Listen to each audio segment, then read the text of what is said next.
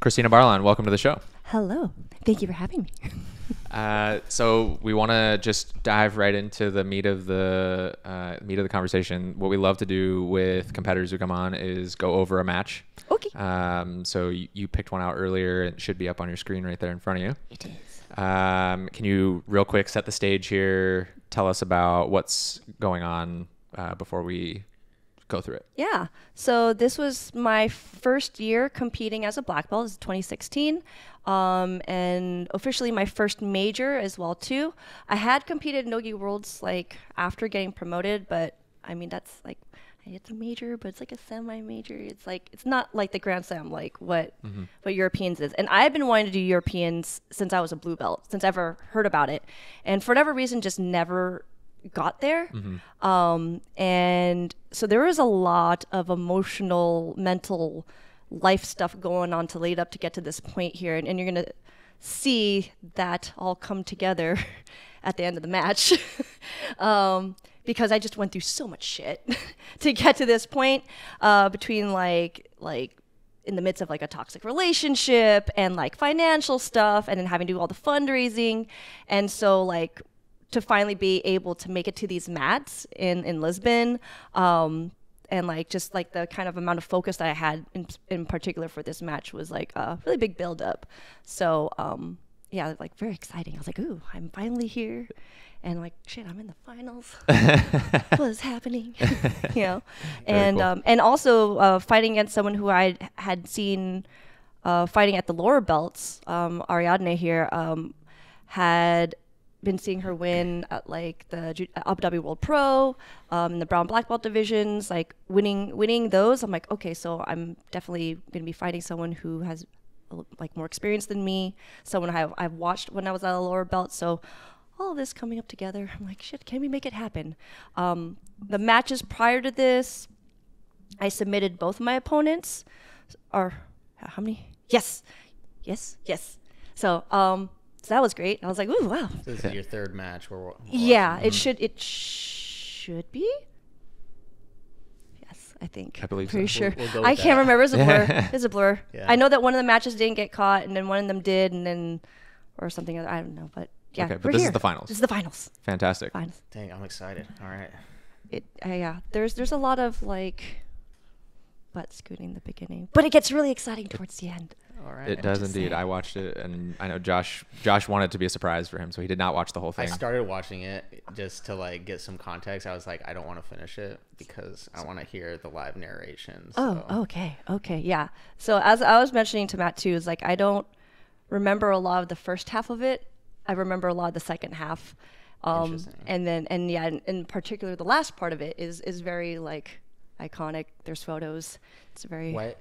There's photos. It's a very, very emotional.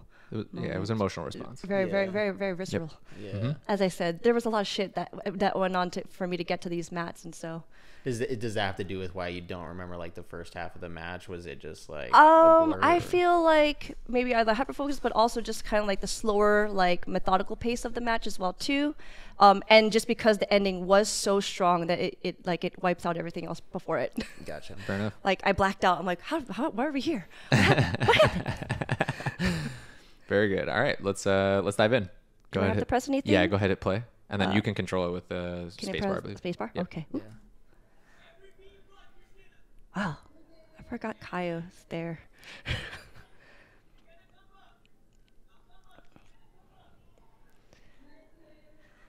The world of light feathers is that we're just so bendy, and we just kind of fold. Is she already up an advantage right here because of the double pull? Yes. Okay. Yeah. Are you like worried about that in this moment at all? No. My priority is to have the position that I want, and that's not to be on top. That's for me to play guard. Definitely my confidence in playing top over the years has changed. So now I'm a lot bigger. I got too greedy. So that's like one of my go-to sweeps. I didn't even come up, so I would not even get that advantage there either. Like they might have given me one for the armbar, but I felt like those are two misadvantages that if I had just come up or showed a little bit more, like actually intent to finish those positions, that would have reflected onto the scoreboard. I think I just got a little too greedy, like I said, or got too I got too hungry. Oh, gotcha. Did you feel at all like you were trying to play it safe and not take risks, or you actually feel like you were trying to? Because you said you got greedy, but yeah, do you feel like... I felt like I just went a little too quickly, and like I just jumped up. I didn't tighten everything. Again, I don't think I was playing particularly safely, but I felt like I was fighting like myself. But I understand that like I just you kind of like when those opportunities approach themselves, you kind of take advantage of them right away. And sometimes it's not enough, and sometimes it's sometimes it's good, but then maybe you overcommit. And so I would have rathered, I guess at the time, I was like, well, I'm just going to sit back and then go for that. And then once she started getting her elbow out, I was like, well, I'm not going to come back up anymore. I'm going to keep being on bottom. You try attacking her foot there. Are you, because I know sometimes when I compete, like I'm hearing what my coach is saying, but I'm not really hearing it. Are you like tuned into Kyle right now? Yeah, I can hear everything that's going on around me. And sometimes, I don't know if you'll see it in the video, or if it even shows the way that it happens in my head. Wow. Get off here. Is sometimes you'll see me like hit the skip oh, button on the ad. Yeah. We can cut this part out. Okay. Cool. Sometimes you might see me shake my head or be like nod my head, and I don't know if they can actually see that, but in my head I know I'm doing it. Right. So, I'm definitely always aware of what I can hear. I'm not one that where it gets all faded out and I can't hear anything anymore. I'm like, I don't know what my senses are like when I'm competing. For the most part, like it's almost like overstimulation. So it is focusing on that one point, but I always have that mental register where I'm just like, okay, we're just going to always hear out for things like points in time. Going for the foot again from 50-50. That's one of my favorite submissions from 50-50 as well too. Not too many people. You've got your legs laced in. Mm-hmm. Lace them in. Not too many people do it. Like now I won't say I can't, but now it's a little harder to attack it the way that I like to, at least nogi, just because heel hooks are now allowed in IBJJF. I don't want to do it, but for as long as I do it in the Masters division, I'll be fine. Save the knees, save the knees. Yeah. This is an interesting configuration you have here with your legs. Yeah. With your right leg. Yes. Your right leg is kind of laced. Mm-hmm. Can you comment more on that? This is a way to like keep the 50-50 where it's at? Yeah, but it also entangles it. So if I want to switch to something else, like seeing example, maybe I can't attack her foot anymore, I can drag it across. I can come up with a leg drag. I can also come up with a calf slicer as well. So because you can see how it's going to lock her knee in place and keeps at that angle where my shin is going to be lodged in there really, really well.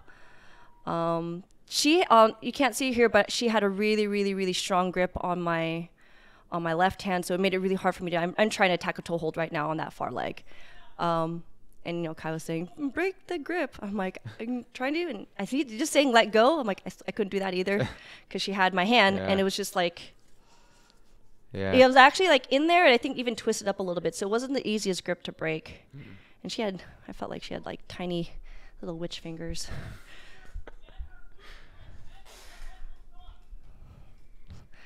I'm not ignoring you, but yeah, she had my sleeve here with that cross arm. So at this point, it looks like she's up 2 advantages. Yes, yeah. And we've got, how long was it? Was this a 10-minute match? Yes, okay. 10 minutes. So and it goes almost to full time. Okay. Are you starting to feel tired at all at this point? No. I had a really good, I had a lot of good conditioning and training leading up to this point. Getting down in weight was fairly easy. This is in the light feather division, so that's like 118 with the gi on for IBJJF. I think the day of, I got down to like 113, 114. Like with the gi on or? Before I put my gi on. Got it. Yeah, so with the gi on, I was still underweight though. Yeah, that's what like I was still under by like a pound or two, which is ideal. Yeah, perfect. But definitely not tired at all.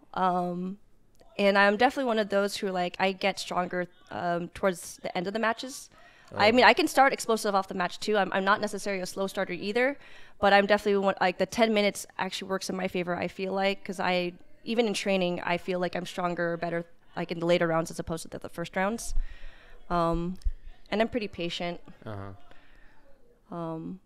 gotta think too, like one of the advantages of being a smaller athlete like myself, and just in the sport in general, is that I have always been smaller than everybody else on the mat, right? I'm gonna have male training partners who outsize me by a considerable amount, and so not one training partner is gonna do, or like not one of these women are gonna do like put that type of pressure or like, ooh, that's her foot. I tried. I really tried. You did. You did. Tried. You could tell the way she reacted. That was on. Like none of them are gonna be able to put that pressure or like, put that kind of punishment on me the same way that some of these women have, like at my size. Right. You're training with much bigger. And Although it is faster paced, like again, something that's really hard to deal with is the flexibility and the mobility that women might like our size, my size, have. And so like how this scramble ended up here too, Yeah. And consider, even though they're the same weight, like same weight division, like she got leg for days, arms for days. And like I'm like, how did we get here? Oh no, we were doing so well. And then and you're like, oh no, the time is coming down and like this is the end. And there's always going to be that moment where I'm just like, it's not going to fucking happen like this. It's not, this is not, I trained too damn hard. Yeah. And so I don't even know what happened. And yes, we'll see. Like we just prevent those hooks from coming in. Yeah, this is precarious right here. You got all of this is left. terrible. It is all terrible. As I'm watching it, I was like, why'd Kristina send me this one? But then I realized that I was like, something's got to happen here. Like something exciting is going to happen. Like she's like in a really tough spot here. There's only 2 minutes left. I'm on the edge of my seat. like, why would she do this? Like, maybe this is going to be a commentary on how we're all human and we make mistakes even at the largest, at the biggest stages. That's kind of what Erin did. When Erin came on the show, she was like, I kind of want to talk about one that I lost. One where I was completely out of sorts and I like didn't feel myself, and I was like, oh, that's an interesting take. Like that's not what people normally go for. Yeah. And so I wasn't sure.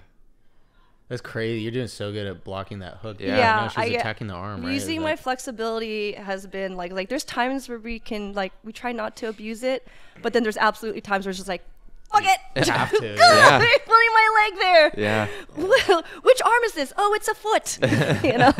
Like, we're sticking a leg in there, and hopefully that'll solve my problems. Yeah, and then you like unloop your neck there. It looks. The seconds are counting down. You're down by an advantage with a minute left. You look so concerned. I'm very concerned. It's all right. Oh, it's the my heart foot rate's in going the up.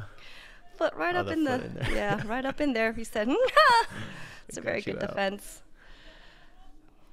Well, down to the minute. I forgot about how lackadaisical. I was just like, man, I was just really. I didn't know what's gonna happen. All right, you're coming up.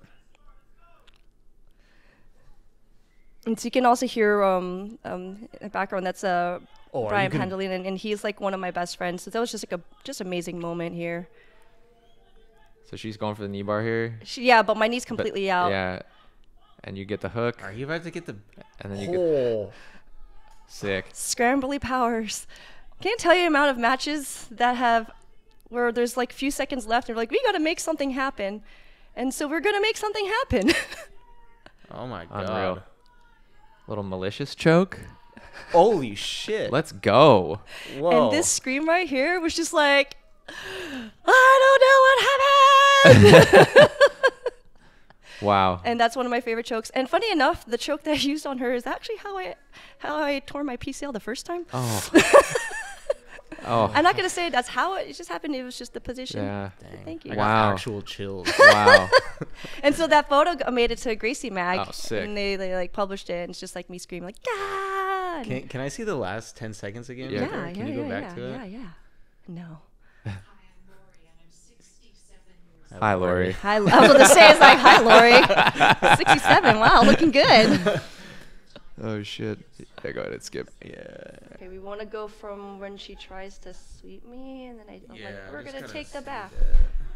Okay. Can you full screen it? And got crap in the collar. Doop. She wanted the knee, and I was like, nope. Hold back. I can't imagine how this felt because I've been in situations like that where it's like the last 10 seconds and I feel like if I could just pull something off right here. It's like evil backpack activate. Let's go. And then you got the that collar moment, grip. I don't know, she got distracted by something, She but it's looked just off like she the- just gave me that collar. I was like, and I was really digging in there, and then just a foot in the face. Hell yeah. Beautiful. It's Incredible. like my signature bow and arrow choke. Truly incredible. I can't believe that happened. That's crazy. That was I was like, not 20 seconds ago, she was on my fucking back. Yeah. And yeah, like, I want to say that I have a track record of this, but I have a track record of, even at the lower belts, like winning matches literally within the last 20 seconds. That's absurd. And like, there's a point in my brain where I'm just like, I did not work this damn hard to lose, like this. And there's like that, fuck it, the like the little barriers, like, you know, break in case of emergency, like whatever, like someone's going in, smashing that fucking, like getting the hatchet out behind the window. I was like, fuck it, let's go. Ah! And it like somehow just making things happen when like the last, you know, last like remaining seconds of the match. Like I don't do it intentionally, but again, like just have a a talent for it, I guess. Or I think that's really interesting because like in those last seconds of the match, it's also really easy just to like not try that hard. Yeah. You know? It's really easy to like just be like, well, that's it, that's the end. And like I had good coaching at the lower belts. I mean, I started off with Kyle, but blue, purple, and brown, at least the beginning part of brown, I was in Arizona under Gustavo Dantas, and did a lot of and he was actually who actually got me onto mental training for sports performance.